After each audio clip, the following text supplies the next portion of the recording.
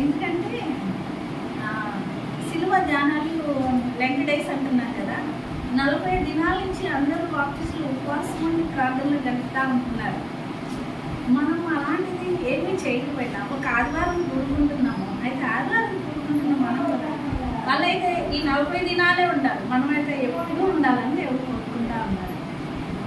అంటే ఎందుకు అంటే సహవాసం, కూడుకునేది ఎందుకు అంటే ఏంటి, కలిసి కూడుకుంటే ఒకరినొకరు పలకరించుకుంటారు. అవును కదా, ఒకరికొకరు పలకరించుకుంటే ఒకరి క్షేమ సమాచారాలు ఒకరికి తెలుస్తాయి. ఒకరి సమస్య గురించి ఒకరి మీద ఒకరు భారం కలిగి ప్రార్థించమన్నట్టు ఒకరి భారాలు ఒకరు భరించి ప్రార్థన చేసుకుంటాము. అంతేకాదు అలా సమకూర్చబడుతున్నందువల్ల దేవునితో సహవాసం కలిగి ఉంటాము. అప్పుడు మన భారాలన్నీ దేవునితో పంచుకుంటాం. అప్పుడు దేవునికి మనకి సహవాసం ఎక్కువగా ఉంటుంది. అందుకే ఈ ఆల్ బాప్టిస్ట్ సహవాసంలో ఈ లెంట్ డేస్ అని దేవునితో సహవాసం కలిగి ఉంటూ ఉంటారు. అయితే ఇది మటలాంటి వాళ్ళం కాబట్టి ఒక పెద్ద పండుగ కదా. అందుకే ఈ సిలువ ధ్యానాలు ఇది మరి ప్రారంభించడానికి గుర్తు వస్తుందేమో అన్నకు దేవుడు అలా ప్రేరేపించుకున్నాడు అనుకుంటాము. అయితే అనుబంధ రీతిలో అక్కడ నిలబడి అన్న 4వ మాట చెప్పమని తెలియపరుస్తూ వచ్చేది. సిద్ధపరచబడింది దేవుడు నాకు వేరే దైవసేవల గురించి చెప్పిన మాట వెంటనే నిలబడి దేవుని యొక్క వాక్యాన్ని ధ్యానించడానికి సిద్ధపడింది. అయితే చూడండి, మత్తయి సువార్త 27వ అధ్యాయం 46వ వచనం. మత్తయి సువార్త 27వ అధ్యాయం 46వ వచనం. 3 గంటలప్పుడు ఏలి ఏలి నా మాట ఒకసారి నిద్రగా కేకలేదు. ఆ మాటకు నా దేవా నా దేవా నన్నెందుకు చేయి విడిచిపోయినా. 3 గంటల సమయంలో, మధ్యాహ్నం 3 గంటల సమయంలో ఏలి ఏలి లామా సబక్తాని అని విగ్రహం కేకవేసింది. ఆ మాటకు నా దేవా నా దేవా నన్నెందుకు చేయి విడిచిపోయినని ఈ మాట రాసేటప్పుడు పరిశుద్ధాత్మ దేవుడు ఇక్కడ 2 భాషలు రాస్తా వచ్చాడు కదా. మరి పరిశుద్ధాత్మ దేవుడు 7 మాటలు యేసుప్రభు సిలువలో మన పరిశుద్ధాత్మ దేవుడు మరి ఎందుకు ప్రేరేపించాడు, ఎవరిని ఎలా ప్రేరేపించమంటున్నాడు. అయితే ఇక్కడ ఎలా రాస్తా ఉన్నాడు, 2 భాషలు రాస్తా ఉన్నాడు కదా. ఏలి ఏలి లామా సబక్తాని అనేది ఒక భాష. అయితే నా దేవా నన్నెందుకు చేయి విడిచిపోయినని అర్థం. అయితే ఇది ఒక భాష, ఇది తెలుగు భాష. అయితే దేవుడు ఇక్కడ మాట్లాడుతూ చేయి విడిచిపోయినని కేక వేసి మరి బిగ్గరగా కేక వేసి మాట్లాడుతున్నాడంటే చేయి పట్టుకున్న అనుభవంలో ఉన్నాడు. దేవుడితో సహవాసం చేస్తేనే కదా. ఎవరైనా పిల్లలు వెళ్తున్నాను మన చేయి పట్టుకొని పిల్లలతో వెళ్తా ఎలా ఉంటుంది, చేయి విడిచి పెట్టారా పట్టుకున్నారా తెలుస్తుంది కదా పిల్లలకి. అలానే ఇక్కడ దేవుడు తన చేయి పట్టుకున్న అనుభవంలో ఉన్నాడు. అందుకే ఆ టైంలో చేయి విడిచిన అనుభవాన్ని తను కలిగి ఉన్నాడు.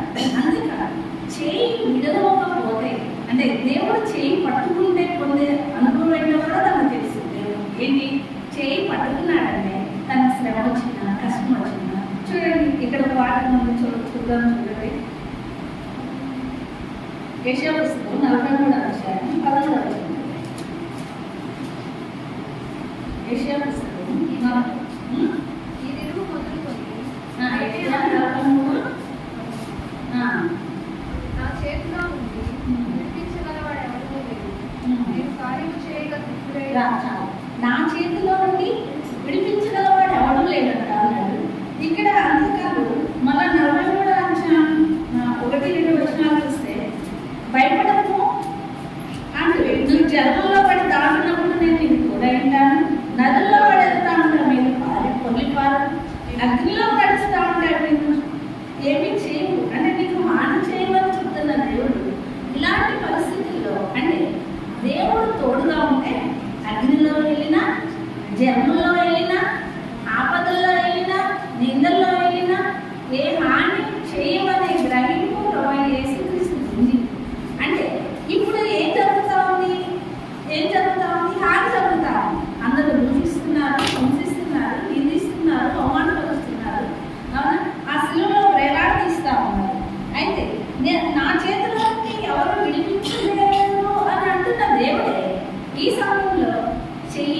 విడిచిపెట్టిన వాడిగా ఉండాలి. అంటే చేయి విడిచిపెట్టిన అనుభవంలో ప్రభువైన యేసుక్రీస్తు అంతగా కేకవేస్తున్నాడంటే దేవునితో ఎంత సహవాసం కలిగి ఉన్నాడు. దేవునిలో యొక్క ప్రేమ, దేవునితో కలిపిన సహవాసంలో ఆనందము, సంతోషము, ఆప్యాయత, అనురాగాలన్నీ దేవుడు రుచి చూచిన అనుభవంలో ఉన్నాడు. అంటే ఇక్కడ దేవుడు ఒకటి గుర్తు చేస్తా ఉన్నాడు ఏంటంటే, తండ్రి దగ్గర నుంచి తప్పిపోయిన కుమారుడు వెళ్ళిపోయాడు. ఎలా వెళ్ళిపోయాడు? తండ్రి విడిచిపెట్టాడా? కుమారుడు విడిచిపెట్టాడా? కుమారుడే తండ్రి చేతిలో నుంచి రాసుకొని వెళ్ళిపోయాడు తన ఇష్టానుసారంగా. ఎప్పుడు అనిపించింది తనకి? పశువుల యొక్క పొట్టు తినే టైంలో గుర్తొచ్చింది తండ్రి. అంటే తనకై తను తప్పించుకున్నాడు. ఇక్కడైతే తనకై తను రాకున్నాడా? దేవుడే విడిచిపెట్టాడు. అలానే ఆది ఆదమైన ఆదాము దేవుడితో సహవాసం కలిగి ఉంటున్నప్పుడు, ఆదాము దేవుని యొక్క సహవాసంలో నుంచి వేరే వచ్చినప్పుడు దేవుడు ఏం చేస్తా ఉన్నాడు? ఏదైనా తోటలో నుండి వారిని ఏం చేస్తా వచ్చాడు? వేరు చేస్తా వచ్చాడు. అయితే ఆదాము అక్కడ ఏదైనా కేకలేసాడా? పశ్చాత్తాపడ్డాడా? అయ్యో దేవునితో సహవాసాన్ని పోగొట్టుకున్నానే, ఆ దేవుని తోటలో ఉండి ఆ సంతోషాన్ని పోగొట్టుకున్నానే, ఆ దేవుని తోటలో ఉండి ఆ శ్రమ పడకుండా కాసి ఆ కాయలు పండ్లు తినకుండా ఉన్నాను ఆనందాన్ని ఆ టైంలో ఏమైనా కేకలేసాడా? ఆదామైన ఆదాము ఆ ఏదైనా తోటలోకి త్రోయబడినప్పుడు దేవుడు ఆదాముని చేయి విడిచిపెట్టినప్పుడు దేవుడు ఆదాముని ఎక్కడికి త్రోసివేశాడు? భూమి మీద త్రోసివేసినప్పుడు శాపగ్రస్తంగా చేయబడిన ఆ భూమి, ముందుగా భూమి శాపగ్రస్తంగా చేయబడ్డకు కారణమైన ఆదాము ఏనాడు కేక వేసిన వాడు కాదు. ఆదాము కేక వేయనందువల్లనే ఆది ఆదాముగా పోల్చబడుతున్న ఈ ఆదాముతో పోలుస్తున్న ప్రభువైన యేసుక్రీస్తు ఆ శిలువలో కేక వేయవలసిన పరిస్థితి వస్తా ఉంది. అయితే ఎందుకు కేక వేయవలసి వస్తా ఉంది? అయ్యో నువ్వు విడిచిపెట్టావంటే నా పరిస్థితి ఏంటి అంటా ఉన్నాడు. నువ్వు విడిచిపెడితే నేను ఇంక ఎలా బ్రతకగలను? అంటే ఆదరించవలసిన వారే, ప్రేమించేవారే విడిచిపెడితే నా పరిస్థితి ఏంటి అంటే, ఈ లోక సంబంధమైన విధంగా చూస్తే ప్రేమగా చూసుకోవాల్సిన తల్లిదండ్రులే బిడ్డలు విడిచిపెడితే ఆ బిడ్డలను ఎవరు చూస్తారు? ప్రేమగా చూసుకోవాల్సిన భర్తే, ప్రేమగా చూసుకోవాల్సిన అన్ని అవసరాలు తీర్చవలసిన భర్తే భార్యను విడిచి నువ్వు నా పొందు అంటే ఎవరు దగ్గర తీస్తారు? తీయగలరా? అంత ప్రేమగా వాళ్ళని పెంచి పోషించిన తల్లిదండ్రుల్ని ఆ బిడ్డలు వయసు వచ్చిన తర్వాత వృద్ధాప్యంలో తల్లిదండ్రులు విడిచిపెట్టిగా ఉంటే ఆ తల్లిదండ్రుల వేదన తీర్చగలమా ఎవరైనా? అంటే వృద్ధాప్యంలో తల్లిదండ్రుల యొక్క బాధను విడిచిపెట్టిన, ఒకవేళ తల్లిదండ్రులు గాఢంగా పెంచుకుంటున్న ఆ బిడ్డలు చెప్పిన మాటలు లేదని వాళ్ళని విడిచిపెట్టిన, మనం ఒకవేళ భర్తలు భార్యలు విడిచిపెట్టిన ఆ వేదన కంటే ఈ వేదన ఎలా ఉన్నదా? ఎక్కువైందిగా వారు అలాంటి బాధను భరిస్తున్నప్పుడు ఎంత వేదన చెందుతూ ఉంటారు. విడవబడిన స్త్రీ భర్త నుండి వేరైన స్త్రీ ఎలా వేదన చెందుతారు? తల్లిదండ్రుల నుంచి వేరైన ఆ బిడ్డలు ఎంత వేదన చెందుతా ఉన్నారు? చూడవలసి వారికి సహాయంగా ఉండవలసిన సమయంలో వృద్ధాప్యంలో విడిచిపెట్టబడిన ఆ సమయంలో వృద్ధాప్యంలో ఉన్న తల్లిదండ్రులు ఎంత వేదన చెందుతా ఉంటారు. ఆ వేదన కంటే ప్రభువైన యేసుక్రీస్తు పడుతున్న వేదన ఇంకా ఎక్కువైందిగా ఉంటాము. అందుకే ఏమన్నా ఉన్నాడు? నా దేవా నన్ను ఎందుకు ఒకవేళ భార్య అడగవచ్చు, నన్ను ఎందుకు విడిచిపెట్టుకోవాలి? తల్లిదండ్రులు కోట్ల చుట్టూ జరగవచ్చు, ఎందుకు బిడ్డలు విడిచిపెట్టారా? ఏమి చేయలేకపోవచ్చు. కానీ దేవుడు అడుగుతా ఉన్నాడు. ఏమని అడుగుతా ఉన్నాడు? నన్ను ఎందుకు అంటే నీవు దూరం అయితే నేను ఉండలేనయ్యా, నీ సహవాసం లేకపోతే నేను బ్రతకలేనయ్యా అనే అనుకూలం. అయితే దేవుడు బిడ్డలు నాకు చెప్పుకుంటున్నాం, మనము దేవుడి సహవాసాన్ని కోరుకుంటున్నాం. మనము ఎప్పుడైనా ఈ అనుభవం ఉన్నామా? నిజంగా అనిపిస్తూ ఉంటుంది. దేవుని సన్నిధికి రాకపోతే, ఒక వారం నుంచి ఒక వారం రాకపోయినా, దేవుని సన్నిధిలో గడపవలసినంత సమయం దేవుని సన్నిధిలో గడపకపోయినా, ఇప్పుడు ఇలాంటి కేక వేసిన అనుభవం ఉండాలి. ఎలాంటి కేక? అయ్యో నేను సరిగ్గా ప్రార్థన చేయలేకపోతున్నాను, సరిగ్గా వాక్యాన్ని ధ్యానించలేకపోతా ఉన్నాను, సరిగా దేవుని బిడ్డలతో సహవాసం చేయలేకపోతా ఉన్నాను, సరిగా ఏం చేయలేకపోతా ఉన్నాను, దేవుని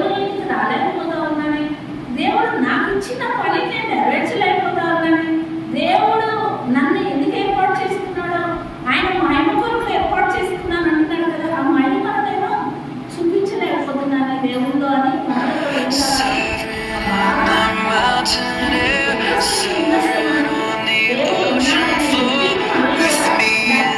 దేవుడు మనలో కూడా ఎలా ఉన్నాడు, మనతో సహవాసం చేస్తున్నాడు. కాబట్టి ఆ సహవాసంలో నుంచి దూరం అయితే వచ్చే వేదన అనేది మనం గుర్తించాలి. కొన్ని సమయాల్లో నాకు అనిపిస్తా ఉంటుంది, దేవుని యొక్క సహవాసంలో జీవిస్తున్నాను, ప్రార్థన గడుపుతున్న సమయంలో ప్రార్థన సహవాసాన్ని కలిగి ఉన్నాను. ఒంటరిగా నాకు ఎక్కువగా ప్రార్థనలు కలిగే అలవాటు దేవుడు ఆ క్రమాన్ని నేర్పిస్తా వచ్చింది. ఆ సమయంలో కొద్ది పనుల వలన ఏదైనా కొద్ది సమయాన్ని నేను కేటాయించుకొని చేశానంటే ఆ సమయంలో దేవుడు వెంటనే ఏం మాట్లాడతారో తెలుసా? అంటే వాటి కోసం దేవుడు సమయాన్ని తగ్గించేవా అంటే నీ నిద్ర కోసం మత్తు కలిగించే ఆత్మ ఏం చేస్తా ఉంది, నేను నీకు నిద్ర పంపిస్తా ఉంది. మత్తు కలిగించే ఆత్మను ఏం చేస్తా ఉన్నావు, వెలిగిస్తున్నావు. నా కోసం నువ్వు అంటే దేవుని ఆత్మ ఏం చేస్తా ఉంది మనలో? నిజంగా దేవుని ఆత్మ నీలో ఉంటే వెంటనే ఏం చేస్తుంది, ఒప్పింప చేస్తుంది. వెంటనే దేవుని సన్నిధిలో మనం ఏం చేస్తాము, సరి చేసుకుంటాం. దేవుని ఆత్మ లేకపోతే మనం పనికి వెళ్ళొచ్చు, ప్రార్థనకి విడిచిపెట్టి దేవుని ఇంటికి దూరం అవ్వచ్చు, దేవుని సహవాసానికి దూరం అవ్వచ్చు. కానీ అప్పుడు ఎవరు పని చేస్తున్నారు నీళ్ళు అనేది గుర్తెరగాలి. ఎవరు పని చేస్తున్నారు? దేవుని సహవాసానికి దూరమై వెళ్తున్నామంటే మనం ఎవరు పని చేస్తున్నాడు? సాధారణ పని చేస్తున్నాడు. సజీవంగా భార్యాభర్తలు మన కుటుంబాల్లో లేదా కుటుంబాల్లో సైతాన్ని చిన్న అల్లరి తీసుకొచ్చిందంటే దేవుడు ఏమన్నాడు? వెంటనే అల్లరికి కర్త ఎవరు? అల్లరికి కర్త సమాధానానికి కర్త.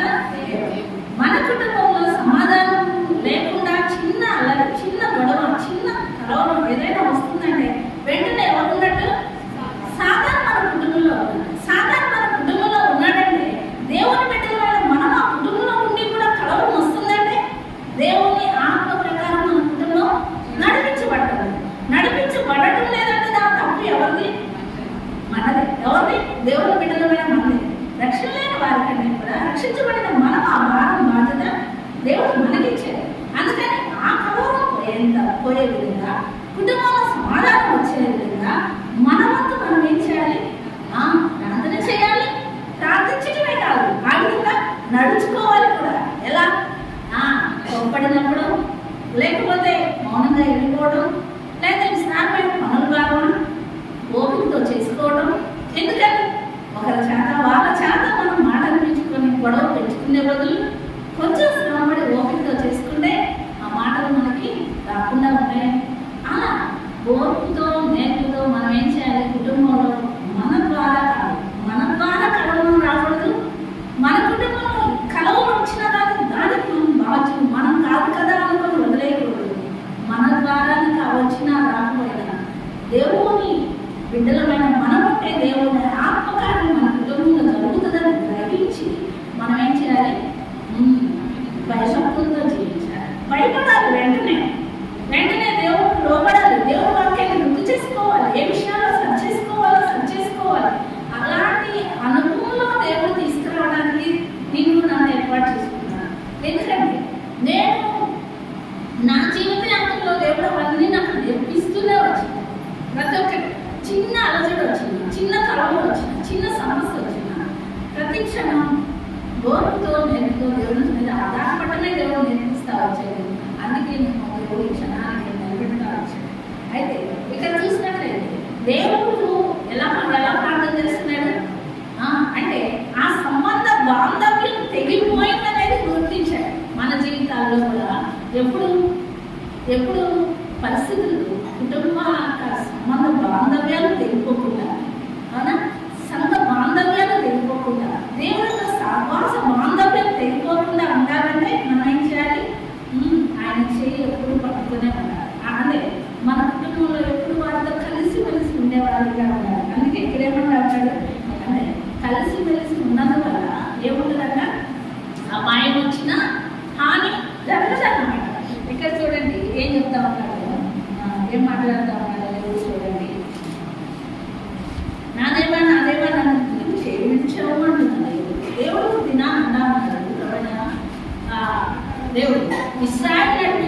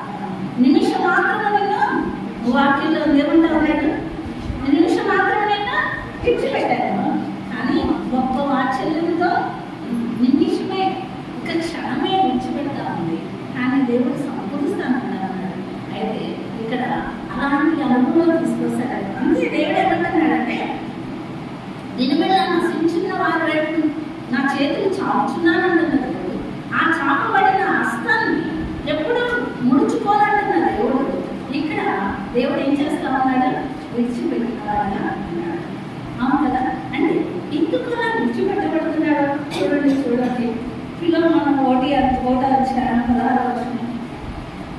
పిల్లవాని పుస్తకం 1వ అధ్యాయం 16వ వచనం చదువుగా. లాస్ట్ రెండు లైన్లు. నీ యొద్ద ఎల్లప్పుడూ ఉన్నటికే కావాలి. అతడు కొద్ది కాలం నిన్ను ఎడవాసి ఎందుకన్నా ఎల్లప్పుడూ ఉండడానికే కొద్ది కాలం ఎడవాసాలని ఇక్కడ పిల్లల విషయంలో చెప్తున్నట్టు దేవుడు కూడా ఆ కొద్ది సమయం తెచ్చిపెట్టాడు. ఎందుకు? ఎల్లప్పుడూ ఆయనతో ఉంటాడు. అంతేకాదు ఇప్పుడు యేసుక్రీస్తునే కాదు మనలో కూడా ఆయనతో పాటు ఉంచుకోవడానికి. అంటే ఏమంటా ఉన్నాడు సామెతలు 17వ అధ్యాయం 17వ వచనంలో, నిజమైన స్నేహితుడు విడువక ప్రేమించునన్నారు. విడిచిపెట్టని దేవుడు, విడిచిపెట్టను అంటున్న దేవుడు ఇక్కడ ప్రభు యేసుక్రీస్తు సేవలో విడిచిపెట్టాడు. ఎందు నిమిత్తం విడిచిపెట్టాడు చూడండి. గలతీ పుస్తకం 3వ అధ్యాయం 14వ వచనం. గలతీ 3:14. శాపగ్రస్తమైన ఆశలు శత్రువులు హింసిస్తున్నప్పుడు దూషిస్తున్నప్పుడు అవునా నోరు తెరవని ఆ ప్రభువు ఆక తండ్రికి పెద్దగా ఎగవేసి అడుగుతా ఉన్నారు. అందరూ హింసిస్తున్నారు. ఆదరించవలసిన ఆ సమయంలో, ధైర్యపరచవలసిన ఆ సమయంలో తండ్రి నన్ను ఎందుకు విడిచిపెట్టావని దేవుడు ఎగవేసి అడుగుతా ఉన్నారు.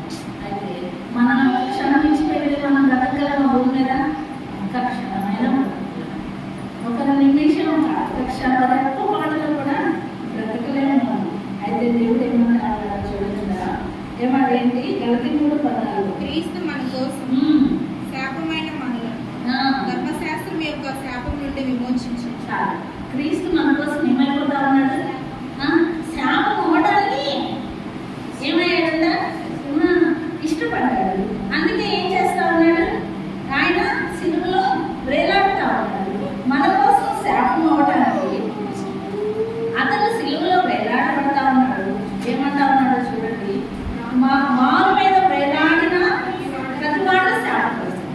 మనము మారు మీద వేలాడవలసిన వారిని శాపగ్రస్తుడికి మన కోసం మన శాపం అంతా ఆయన ఏం చేస్తున్నాడు? భరించాడు. మన శాపం అంతా ఆయన భరించాడు. కాబట్టి దేవుడు ఏం చేస్తున్నాడు? ఆ శాపం నిమిత్తమై, అంటే మన శాపం నిమిత్తమై ఆమెను విడవలసిన వచ్చింది కదా కదా. ఎవరి కోసం ఆయన విడిచిపెట్టాడు?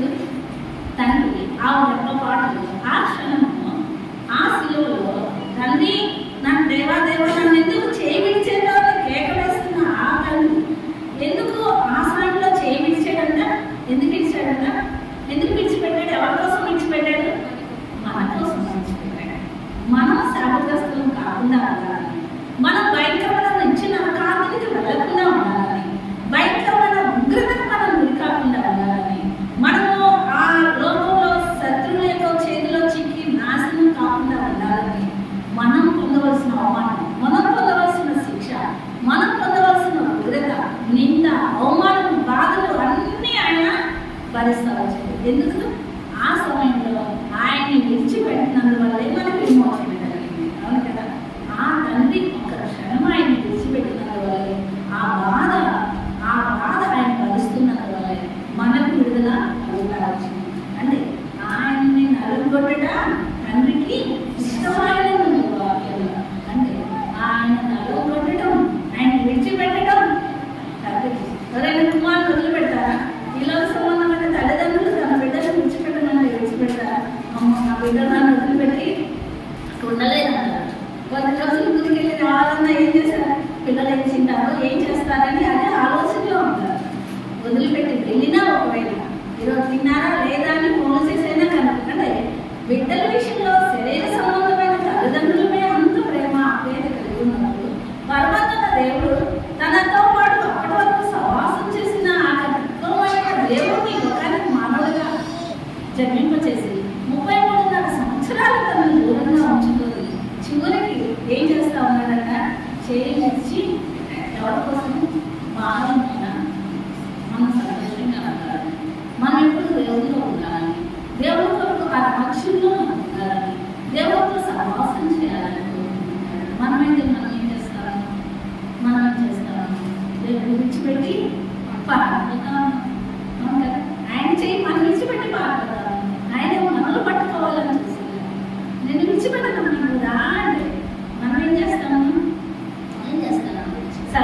పిల్లల్ని వాడుకుంటారు, లేదా రావద్దంటే ఏం చేస్తారు కదా, వాళ్ళకి ఇష్టమైన దానికోసం మన దగ్గర ఎంత పట్టుకున్నా లాక్కొని వెళ్ళిపోతారు. అలా వెళ్ళిపోతున్నాం ఎవరి చేతిలో నుండి? దేవుడి చేతిలో. ఎవరైనా తండ్రి నీకోసం నా కోసం ప్రాణం పెట్టి మనల్ని పట్టుకొని శ్రద్ధగా ఈ లోపల ఎలా నడుచుకోవాలో నేర్పిస్తామంటే, ఈ లోపల ఉన్నదంతా అమ్మా ముళ్ళదారమ్మా, ఈ లోపల ఉన్నదంతా నీకు అపాయమైన దారి, ఈ లోపల నీ ముందు కనపడేదంతా ఊమి లాంటిదమ్మా, ఈ లోపల కనపడేదంతా నేను మోసం చేసేదమ్మా అని చేయబట్టి నడిపిస్తా ఉంటే, ఈ లోపల ఉన్న దానికోసం మనం ఏం చేస్తా ఉన్నామంటే ఆయన చేయి వదిలి వారిపోతాము. అవును కదా, దేవుడు నీ చేయి పట్టుకోవటానికే తండ్రి చేతిని విడిచిపెట్టాడు. నీ చేయి పట్టి నడిపించటానికే ఆ శిలువలో తండ్రి చేతిని విడిచిపెట్టాడు. అంత గొప్ప దేవుడు మనకున్నప్పుడు మనం ఈ లోక సంబంధంగా కనపడే ఆ మోసయుక్తమైన వాటి కోసం పరుగులెత్తాలి. అవును కదా, ఏది మనకు ముఖ్యం, ఏది మనకి అంటే అవసరం, దేవుడు మనకు అన్నీ సిద్ధం చేస్తా వచ్చేది, అన్నీ ఇస్తూ వచ్చేది. ఈ లోక సంబంధమైన దానికోసం పరుగులెత్తా ఉన్నాము. ఏది అవసరమో అంతవరకే దేవుడు మనకి ఇస్తా ఉన్నాడు. అందుకే దేవుడే ఉంటాడు చోట వాక్యంలో ఏమని, ఎక్కువైనా దేవుని దూషిస్తాము, గర్వపడతాము, తక్కువైనా అందుకే అవసరమైనంత వరకు చాలా కదా. అందుకే దేవుడు అవసరమైనంత వరకు మనకి ఇస్తా ఉన్నాడు. ఉన్నదాంతో తృప్తి పడుతున్న మన దేవుని కొరకు నమ్మకంగా జీవించాలని దేవుడు కోరుకుంటా ఉన్నాడు. ఇక్కడ ఏం కదా చూడండి, ఏమన్నా అన్నాడు, యెషయా పుస్తకము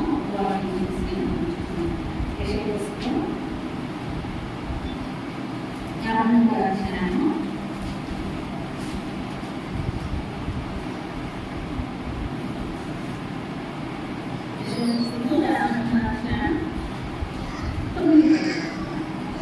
అతడు మరణమైనప్పుడు భక్తిహీనుడితో అతనికి సమాధి నియమింపబడింది.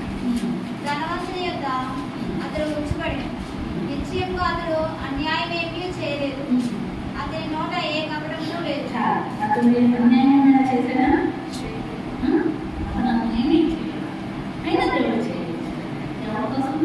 అన్యాయం చేసిన మన కోసం. అంతేనా? అతని నోట నేను కపటం ఉందా? అతని నోట కపటమే లేదు. కపటస్తులని, మోసగాళ్ళని, అసూయలని, ఎప్పుడు ద్వేషాన్ని మనసులో ఉంచుకుంటున్న వారిని, ఎప్పుడు ఒకరు విమర్శిస్తున్న వారిని, ఎప్పుడు ఒకరి మీద అంటే ఎలుచూపు చూసేవారిని మన కోసం ఆయన ఏం చేశాడన్న దాన్ని విడిచిపెట్టాడు. అందుకే అతను నరకూడడం అతనికి ఇష్టమండి. 11వ వచనంలో ఉంది, అతడు తనకు కలిగిన వేదన చూసి అతడు ఆ శరీరంలో కలిగిన వేదన యేసుక్రీస్తుకి పూర్తి కలిగింది. ఆయన అంత శ్రమ ఓర్చుకొని ప్రభువైన యేసుక్రీస్తుని తృప్తిపరిచాడు. అవును కదా, మనం దేవుని తృప్తిపరచాలి. మన కోసం అంత త్యాగం చేసిన దేవుని తృప్తిపరిచే కార్యం ఏదైనా మన జీవితంలో ఉందా? రక్షించబడి ఎన్ని సంవత్సరాలు అయింది మన జీవితంలో? దేవుని బిడ్డలు మనం చెప్పుకుంటున్నాము. వీళ్ళకు సంబంధమైన బిడ్డలకి, భర్తని, కుటుంబాన్ని వారి కోసం రాసుకుని అందరినీ తృప్తిపరచడానికి పరుగులెత్తుతున్నాం. కానీ దేవుడు దేవునికి ఇష్టమైనది, దేవుడిని తృప్తిపరచలేదు, దేవుని తృప్తికరంగా పరిచే లక్షణం నా జీవితంలో ఏదైనా ఉందా? ఎలా తృప్తిపరచగలను నా దేవుని అని మనం పరిశీలించుకోవాలా? ఎప్పుడైనా దేవుని తృప్తిపరచడానికి మనం ఏదైనా ప్రయాసపడుతున్నామా అనేది దేవుడి దినాన్ని మనల్ని ప్రశ్నిస్తున్నాడు, మనల్ని అడుగుతా ఉన్నాడు. అంతేకాదు, చూడండి ఏమన్నా 12వ వచనం, అవునా 2వ అధ్యాయం చూద్దాం. కన్నులతో కలిసి అతడు కొర్ర సొమ్ము విభాగించుకున్నాడు. ఏలయనగా మరణము నొందినట్లు అతడు తన ప్రాణమును దారిపోసెను. అతిక్రమం చేయవారు అనేకుల పాపము భరించుచు అనేకుల పాపాన్ని భరిస్తున్నాడు. అతిక్రమం చేయవాడిగా ఎంచబడ్డాడు. మన అతిక్రమం కోసం అంటే ఆయన ప్రభువైన యేసుక్రీస్తు ఇప్పుడు చేయి విడవడానికి కారణం ఎవరిమైనా దేవుడు సిలువలో ప్రభువైన యేసుక్రీస్తు ఆ సిలువలో వేలాడబడుతున్నప్పుడు దేవా నన్ను ఎందుకు చేయి విడిచావని ప్రార్థిస్తున్నాడు. ఆయన చేయి విడవడానికి ఎవరు కారణం?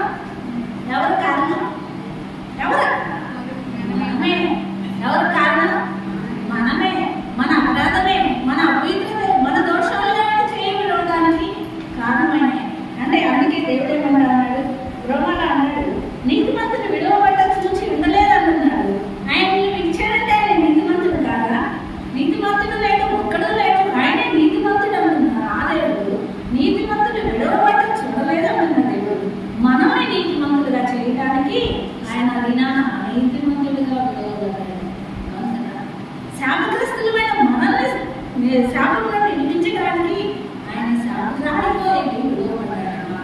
అంటే మనల్ని విడిపించడానికి, మనల్ని సంతోషపరచడానికి, మన నిత్యరాజ్యంలో చేర్చడానికి ఆయన శిలువలో వేలాడబట్టమే కాదు, తండ్రి చేతిలో నుంచి విడుదలపడేవాడుగా ఉన్నాడు.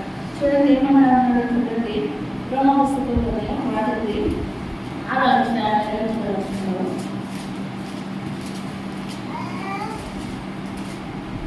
వేలయనగా పాపం వల్ల వచ్చి జీతం మరణం, అయితే దేవుని కృపావరం మన ప్రభు అయిన యేసుక్రీస్తునందు నిత్య జీవం. చాలు. ఆయన మనకి ఏం ఉంటారు కదా, యేసుక్రీస్తులో వచ్చే ఆ నిత్య జీవం ఇవ్వడానికే ఆయన ఆ రోజు చేయించాడు. అంటే ఆయన ఎందుకు పిల్లలలో చెప్పుకున్నట్టు ఎప్పుడు ఆయనతో సవాసం చేసి ఉండడానికే ఆయన విడిచిపెట్టాడు. ఆయనైతే విడిచిపెట్టింది ప్రభు అయిన యేసుక్రీస్తుని విడిచిపెట్టి మనతో సహవాసం చేయడానికి ఏర్పాటు చేసుకున్నాడు. అయితే దేవుడు మనల్ని విడిచిపెట్టే మనం ఎక్కడ ఉన్నాం?